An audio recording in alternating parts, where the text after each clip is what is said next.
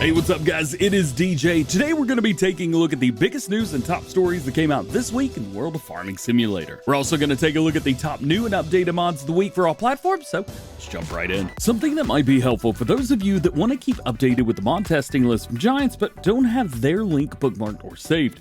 FarmSimNews.com now features a testing list section, which can be found at FarmSimNews.com/testing-list. Here you can stay updated with the latest testing lists, even on days when I'm away and can't post that list, like when I was in the UK for Llama a few weeks ago. You can check it out, link below. With that out of the way, let's start with some of the biggest news and top stories from Giant Software this week. Farming Simulator 22 has now sold over 6 million copies worldwide, making it the most successful farming simulator game to date, beating out FarmSim 19 in just 2 years. FS22 has also seen more than 1.4 billion with a B mod downloads off the in-game mod hub, where they say 80% of those mods are cross-play compatible, aka, well, their own console. This also tops FarmSim 19, which only saw 1.2 billion mod downloads and just 600 million for FarmSim 15 and 17 combined. That's when I started doing videos. Very impressive numbers for FS22 so far, just over 2 years. Sure, the DLC offerings for the game have been a little bit lackluster, but it does look like we're right around the corner from the next game, which most of us think will be named FarmSim 25, but we will have to wait and see for that one. Next up, the blog section of the FarmSim website was also updated this week, with new blogs featuring an influencer spotlight as well as a mod team spotlight. The influencer spotlight featured friend of the channel Ansgar, also known as InPlay on YouTube. He's got over 530,000 subscribers. It does videos on FarmSim as well as real-life farming. He also does some other simulator games. He's kind of like the German Dagger one in a way, if you want to think about it like that. He's a super cool dude and definitely worth checking out. If mods are more your thing, well, the mod team spotlight featured modders Vertex Design, who makes super realistic mods for the mod hub, including the Annaberger tankers that we've shown off, and are also masterminds behind interactive control on PC and things like that. Both of these articles that I mentioned feature similar questions, but of course have very different answers due to their backgrounds in farming simulator and agriculture. They're both great reads if you love learning about all the people that make content and mods for farming simulator, like me. That's it from Giants, but there's also been a few big topics that have come up in the last few hours since the last FarmSim news was made. Starting off with Classic American Icons modding. They are the ones behind the Blau 2003 naming and recently changed their name over to what we see now. They've got the Big Bud S3 large frame on the mod hub as well as a handful of Steiger mods and are now working on something new. Well, old. One of Welker's buds, the 435 Series 1. The official Welker Farms page is even commenting on some of the recent posts, which I think is super cool. They've also got pics of their HN250 and 320 with some great liveries. Pretty much everything they've released is for all platforms, and I am super pumped to see even more coming from them. Additionally, Slush's Modding also shared something really neat, a John Deere ProGator 2030A. In real life, these seem to be marketed mainly to golf courses, as they can be found under the Turf Gator section of the John Deere website. This model has 23 horsepower, same as my Kubota mower, and can be used similarly as the Gator that we have in the base game. Put some stuff in the back, drive at the front, you know how it works. Solutions Modding specialize in kind of out there mods. This one definitely adds to that list, and I'll take it. Now, let's jump over to some modder news that you may have missed this week, starting with Celebuki and the Ravenport 22 remake. They've shown off more work on the map with the horse area and training grounds. He's including a new horse stable and says that the barn will only be available to use when you buy the farmland, a popular technique used by lots of maps and placeables these days. All buildings on this land can also be sold, so if you're like me and you want to create your own custom horse area or maybe something else, well, you could do that if you want. Also, Celebuki has added 2 smaller forestry plots on the map, as the previously was a sawmill but not many trees to cut down the base map. Well, they've added some more trees. Next up, Bullet Bill showed off more work on his Herefordshire map, focusing mainly on the northeast corner, improving both the map border as well as creating a walled garden to go with the stately house that he's got on there. It's also finishing up the estate grounds to go along with the house, and the plan is to make this area purchasable and be kind of like an end goal for players. Hey, you made a lot of money, now you get to buy the mansion. Mr. Hector Mods is back, working on more things to make his map Carpathian Countryside one of the best maps on the mod hub. You probably hear me talking about this map all the time. Well, this week we got to see another update that he's doing to it. The updated growth stage setup, whereas many of the different stages that we have in the base game are the same, this would change them and make every single stage different. I'm not sure what crop this is that's shown, maybe wheat, I think, I'm not sure. Different crops have different growth stages. Some have like 6 or 7, some have like 11 or 12. So I'm very interested to see all of the crops in their different stages, or maybe it's only a few that he's doing this to.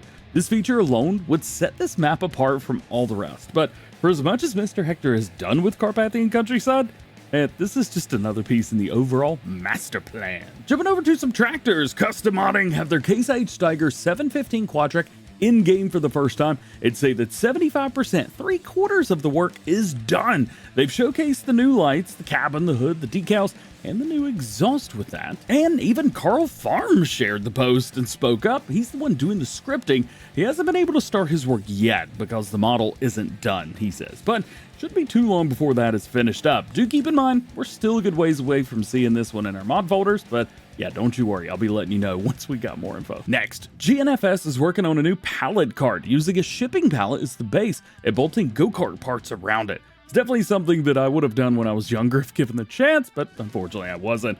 This is going to make for some really interesting like storylines in your gameplay, stuff like that, or just having some fun. Obviously, this has nothing really to do with the farming, but it's still going to be a lot of fun. GNFS has also announced the name. It's the Kart Pallet. I would have called it the Pallet Kart.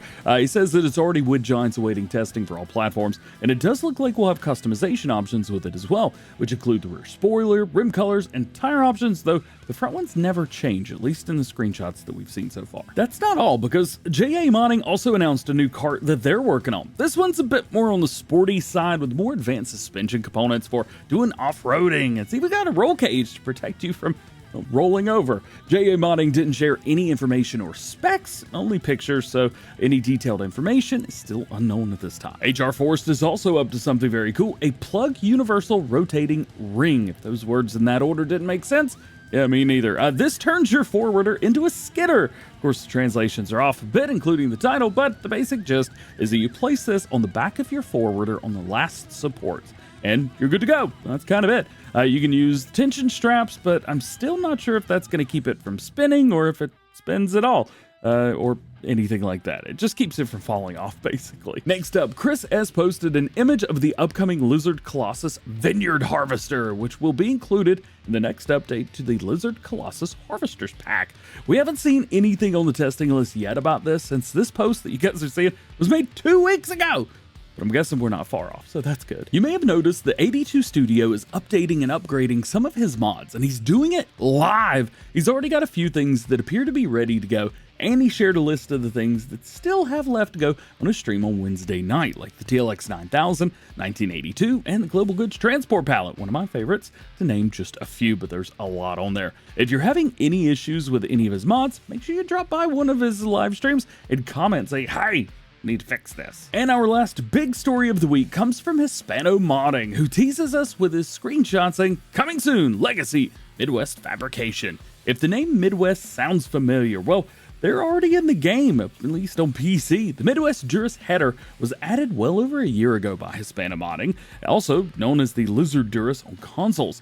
It looks like this new line is dedicated to the John Deere X9 series only, at least as of right now. It will be available in 15.2 and 18.3 meter working widths. We don't know much more about this, at least in-game right now, but I will keep you updated once more information is revealed, because this is going to be a good one. And lastly, let's talk about the top mods of the week. In the past week, we've only gotten 37 new and updated mods released on the Mod Hub, opposed to the 95 that we had 2 weeks ago on Friday. Anyway, today we're going to take a look at the top mods released for all platforms. First up are the top new ones that I think everyone should go and download and give a try right now. First is the competition map by Grimlock RRC. This map features a setup split straight down the middle so the players can battle it out for farming superiority.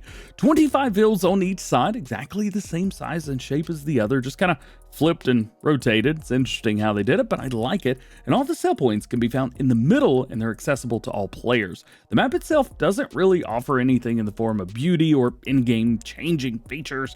but it does give you a pre-done layout to have fun in multiplayer, and I think that's a big deal. Do keep in mind you will need to start in multiplayer and choose Farm 1 or 2 to get access to all of the equipment, otherwise one set's just going to be sitting there. Ratings have hovered around 3.5 since its release, but I do think that it's a great starting point for competitive multiplayer farming. Secondly, we have the Case IH Scout XL 4x4 from Slush's Modding. As I mentioned earlier in the video, they are known for making things like this and have like 20 some mods that are similar to this on ModUp for our platforms already, not counting this one. This mod specifically is available as a Case IH, New Holland, or Lizard, and that Lizard setup is set up like a Bobcat. It's pretty cool. There are also different customization options for tire sizes, awning and beacon light, bumper, and a rear hitch. Yeah. Rear hitch, you could put a 3-point on this if you want to. This thing has been consistently performing in the high 4s out of 5, and it's definitely a mod that you need to download and give a try. And the only other mod on the top list today is the Case IH DC133 Disc Mower 2018-2023, it's a long name, from Jolly Farms Modding. Love that modding name. I like this mod as well, specifically because it's a Case IH mower, and we don't really have many of those. Yeah, I like it because it's a Case. It gives many players a new option for a starting mower, as the picture suggests. It's great on American maps like Alma, Missouri, or any map that you want to put it on.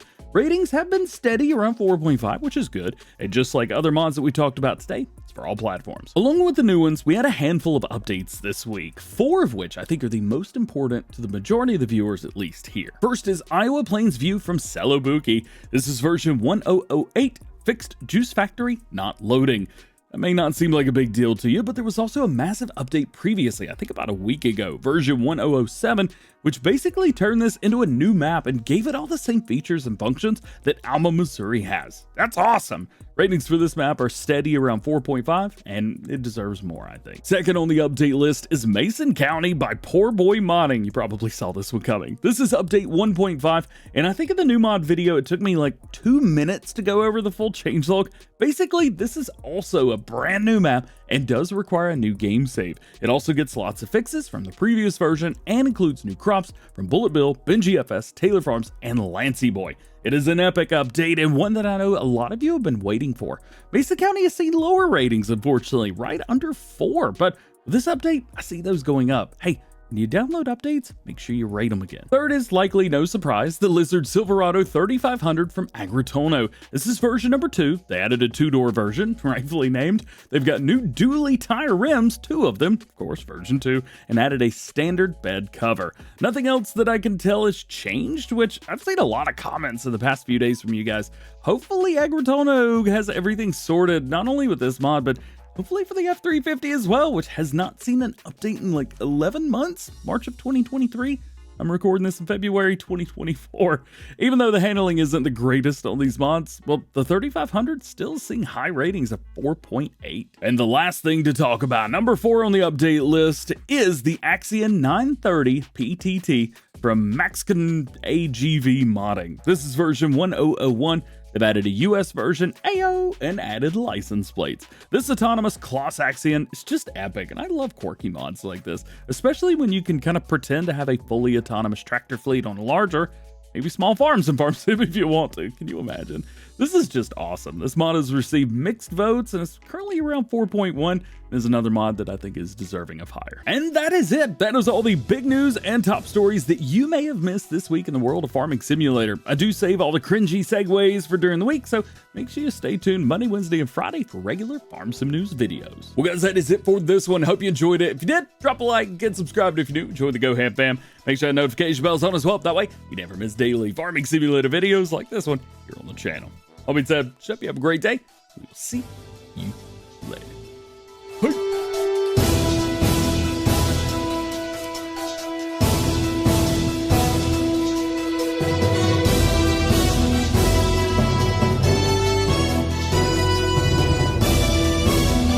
Yo, I think it's been like a year since I've done a This Week in Farm Sim video. What do you think? Should it come back?